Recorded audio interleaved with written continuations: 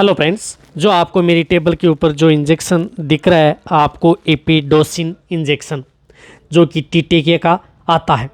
ये इंजेक्शन जिस तरह से पशुओं में काम करता है उसी तरह से मनुष्य के अंदर भी इसी नाम से एपिडोसिन इंजेक्शन लगवाया जाता है। तो ये इंजेक्शन क्या काम करता है, कौन से रोग के अंदर ये इंजेक्शन लगाना चाहिए, मेरे पास इस तरह के बहुत कमेंट्स और कॉल भी आ रहे थे कि सर एपिडोसिन इंजेक्शन के बारे में अभी तक किसी ने भी डिटेल से अच्छी से कोई जानकारी हमें नहीं मिली है। तो आज आपको एपिडोसिन इंजेक्शन के बारे में जितने भी जो वेटरनरी स्टूडेंट देख रहे हैं उनके लिए बहुत ही ज़्यादा फायदे होने वाला है। पूरी डिटेल से सही और सटीक जानकारी आपको इस वीडियो के अंतर्गत दूंगा। वैसे भी मैं किसी भी इंजेक्शन या किसी भी दवाइयों के बारे में आपको बताता हूँ तो सही और सटीक जानकारी आपको देता हूँ ताकि आपको किसी भी तरह की कोई किसी भी इंजेक्शन या अदर जो प्रोडक्ट हैं उनके अंदर आपको दिमाग के अंदर किसी भी तरह की कोई भ्रांति ना रहे।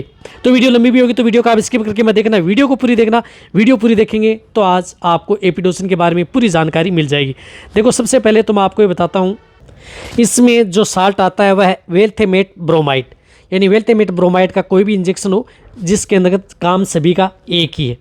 तो ये इंजेक्शन, अब इसकी प्रॉपर्टीज़ क्या हैं, देखो ये क्या करता है कि एक स्मूथ मसल्स रिलैक्सन के काम में आता है, साथ साथ एंटी स्पास्मोडिक प्रॉपर्टीज़ भी इस इंजेक्शन की है।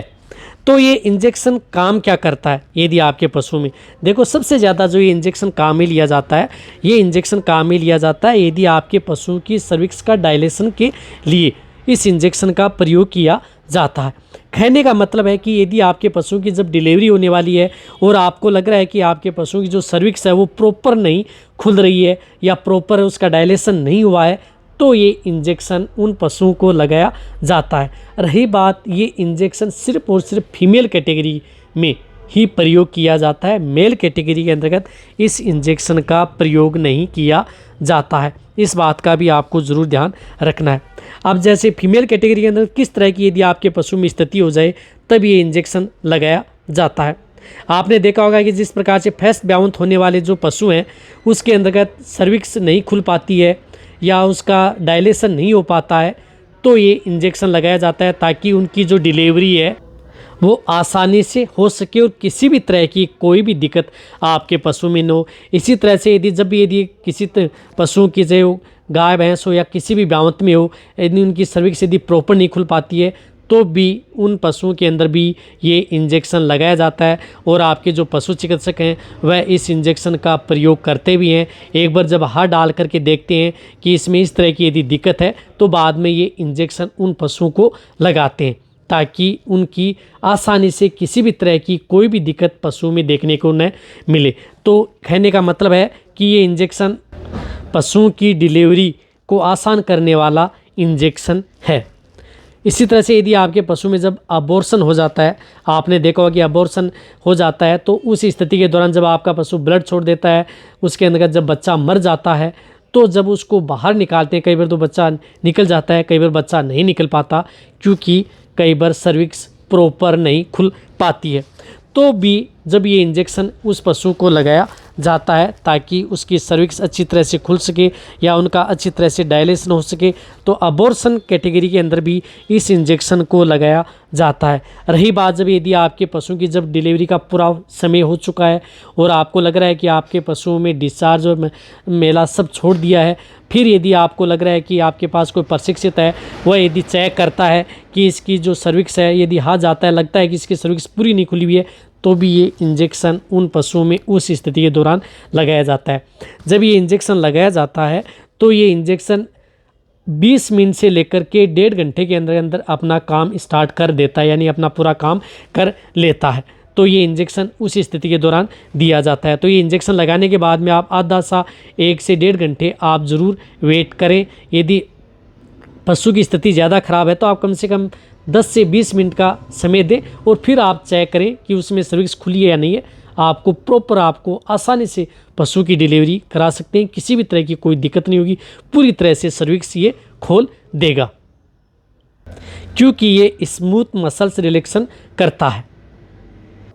इसी तरह से ये इंजेक्शन एंटी स्पास्मोडिक प्रॉपर्टीज़ होने के कारण यदि आपके पशु में गैस्ट्रोइंटेस्टाइनल इन्फेक्शन की वजह से यदि दर्द हो रहा है तो भी आप इस इंजेक्शन का प्रयोग कर सकते हैं। साथ साथ ये इंजेक्शन यदि आपके पशु में इंटेस्टाइनल कोलिक को भी रोकता है और यूरेटेरिक कोलिक को भी ये रोकता है। यानी इस तरह के जो कोलिक यदि आपके पशु में हो रहे हैं तो उनको भी रोकता है, उसके अंदर भी इस इंजेक्शन का प्रयोग किया जाता है। या जब ये इंजेक्शन लगाते हैं तो इस तरह की दिक्कत भी आपके पशु में होने नहीं देता। ऐसा नहीं है कि इंजेक्शन लगाने के बाद में आपके पशु में बहुत ज़्यादा दर्द पीड़ होंगे, उनको भी ये कंट्रोल करता है। इस बात का भी आपको ज़रूर ध्यान रखना है कि ये इंजेक्शन लगाते समय कई बार कहते हैं कि जो इंजेक्शन लगाया जाता है तो इससे पशुओं को बहुत ज़्यादा दर्द होता है या ज़्यादा दर्द स्टार्ट होता है, ऐसा इस इंजेक्शन से नहीं होता है। अब देखो ये इंजेक्शन कौन कौन से पशुओं को लगवाया जाता है। ये आप जो फीमेल कैटेगरी के पशु हैं, गाय है, भैंस है, भेड़ है, बकरी है या जो डॉग है, बिच्च है, उसको भी ये इंजेक्शन लगवाया जाता है। रही बात इसकी डोज की तो इसके अंतर्गत जो पर ml के अंतर्गत वेल्थेमाइड ब्रोमाइड जो साल्ट आता है वह आता है 10 mg। तो 10 mg आता है। तो जो लार्ज एनिमल्स हैं जिन पशुओं का बॉडी वेट 300 kg से 400 kg तक है तो आप इन्हें 10 ml ओनली ऑन इंट्रामस्कुलर, यानी गाय भैंस को आप 10 ml इंट्रामस्कुलर ये इंजेक्शन लगवा सकते हैं। रही बात इसी तरह से यदि आपकी जो भेड़ बकरियों में भी यदि इस तरह की दिक्कत हो जाती है तो भी आप इसे 1 से 2 ml यानी 10 से 20 mg का मतलब 1 से 2 ml आप इसे ओनली ऑन इंट्रामस्कुलर लगा सकते हैं। इसी तरह से यदि आपके डॉग के अंतर्गत इस तरह की यदि दिक्कत होती है तो भी आप उसे 0.5 ml से लेकर के 1 ml तक ये इंजेक्शन इंट्रामस्कुलर आप उस पशु को लगवा सकते हैं। रही बात ये उपलब्ध ये 10 ml और ये जिस प्रकार से ये आपको दिख रहा है ये 30 ml के अंतर्गत उपलब्ध होता है, जिसकी 30 ml की जो आपको MRP दिख भी रही है स्क्रीन पर साफ साफ ये है। रही बात इस इंजेक्शन को घोड़े के अंदर भी प्रयोग कर सकते हैं। घोड़े के अंदर भी इस तरह की यदि कोई दिक्कत है तो देखो ये इंजेक्शन को मैंने आपको डिटेल से बताया है, सही और सटीक जानकारी दी है। रही बात जो ये इंजेक्शन है इसका मतलब ये नहीं है कि आपने एक डोज और लगा दी तो फिर आप 1 से 2 घंटे बाद में डोज लगाएं।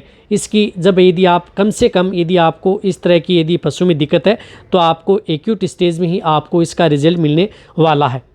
ऐसा नहीं है कि क्रोनिक स्टेज में आपको रिजल्ट मिलेगा।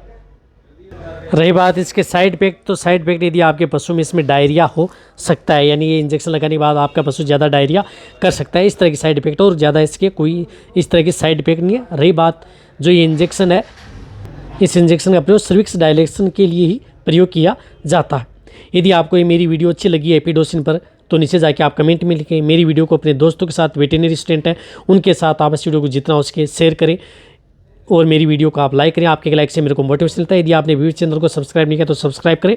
सब्सक्राइब करने से आपके इस चैनल पर बहुत ही किसी भी प्रकार की जो वेटेनरी इंजेक्शन, उनके रोगों की दवाइयों के बारे में समय समय पर आपको सही और सटीक जानकारी आपको ऐसे ही मिलती रहेंगी। इसी तरह से आप मेरी वीडियो देखते रहें, इसी तरह से आप मेरे को प्यार देते रहें। थैंक्स, धन्यवाद।